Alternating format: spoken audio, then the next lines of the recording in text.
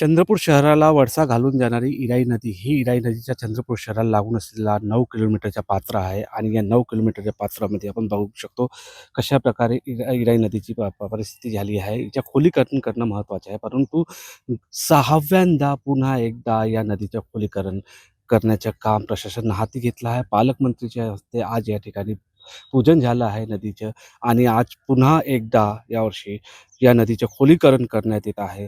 वारंवार या नदीला खोलीकरण करण्यात येत आहे, परंतु तो खोलीकरण पूर्णपणे होत नसल्याचे चित्र दिसून येत आहे. करोडो रुपये या नदीवरती खर्च केले जाते, परंतु नदीची परिस्थिती जे स्थिती दिसून येत आहे. खोलीकरणच्या नावावर तर कोट्यावधी खर्च होत असल्याचे चित्र दिसून येत आहे.